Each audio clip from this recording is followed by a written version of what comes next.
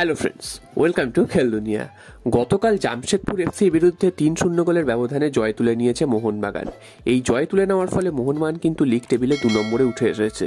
Mumbai city FC 2 নম্বরে ছিল, তাদেরকে কিন্তু সরিয়ে এই মুহূর্তে 33 পয়েন্ট নিয়ে আইএসএল লিগ টেবিলে 2 নম্বরে অবস্থান করছে মোহনবাগান। মোহনবাগানের সামনে শুধুমাত্র এখন উড়িষ্যা এফসি, তারা কিন্তু 35 পয়েন্ট পেয়েছে, তবে একটা ম্যাচ বেশি খেলে রয়েছে।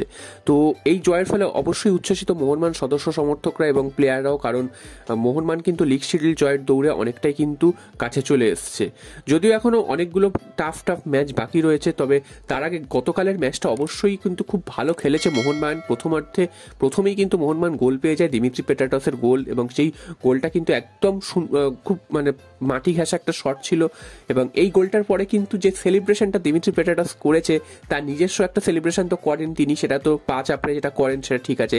তারপর কিন্তু স্টেন গান সেলিব্রেশন করেছেন, যেই স্টেন গান সেলিব্রেশন কিন্তু সোনি রটি করেছিলেন ইস্ট বেঙ্গলের বিরুদ্ধে গোল করে 2017 আই লিগ ডার্বিতে।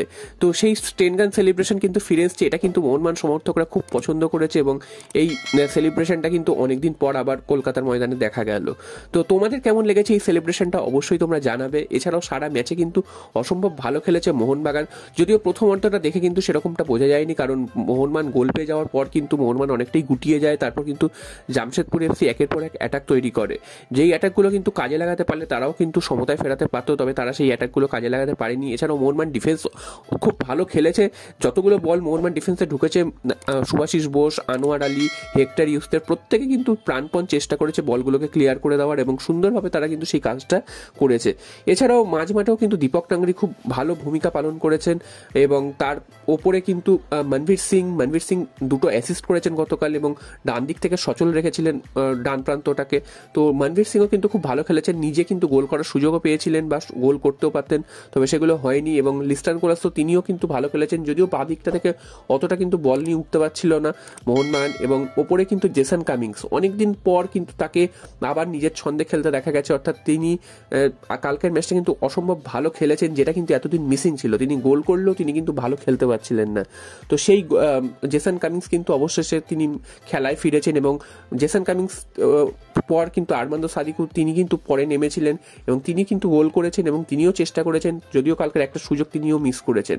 তো সব মিলিয়ে প্রথম অর্ধে কিন্তু মোহনবাগান 1-0 গোলে এগিয়েছিল। দ্বিতীয়ার্ধে শুরুর পর থেকে জামশেদপুর এফসি প্রথম 15 মিনিট খুবই অ্যাটাক করেছে। মোহনবাগান সেই সময় কিন্তু 2-3টে পাস পরপর খেলতে পারছিল না, তবে 60 মিনিটের পর থেকে মোহনবাগান নিজেদের আয়ত্তে নিয়ে চলে আসে ম্যাচটা, এবং ম্যাচের 2 নম্বর গোলটা করে যান জেসন কামিংস। তার কিছুক্ষণ আগে কিন্তু তিনি তার প্রথম গোলটা পেতে পারতেন, তবে সেটা বারে লেগে ফিরে আসে, এবং তারপর কিন্তু সেই গোলটা চলে আসার পর কিন্তু মোহনবাগান অনেকটাই খেলার মধ্যে জাঁকিয়ে বসে, এবং আরমান্দো সাদিকু নামার পর 3 নম্বর গোলটাও চলে আসে, সেটাও কিন্তু খুব সুন্দর গোল ছিল।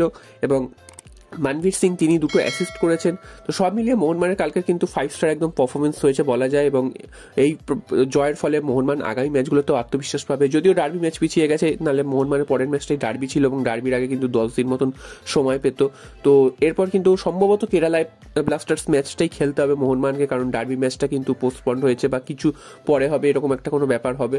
তো দেখা যাক মোহনবাগান কেরালা ব্লাস্টার্স ম্যাচ জিততে পারে কিনা। এবং তার আগে কিন্তু উড়িষ্যা এফসিরও ম্যাচ অবশ্যই রয়েছে, সেই ম্যাচগুলো কিন্তু মোহনবাগানকে নজর রাখতে হবে। সেই ম্যাচে উড়িষ্যা পয়েন্ট নষ্ট করলে মোহনবাগানের কিন্তু আরো সুবিধা। তো এই মুহূর্তে কিন্তু স্টেন গান সেলিব্রেশনে মেতে রয়েছে মোহনবাগান সমর্থকরা। সোনি রটির পর আবার কিন্তু দিমিত্রি পেট্রাটস সেই সেলিব্রেশনটা ময়দানে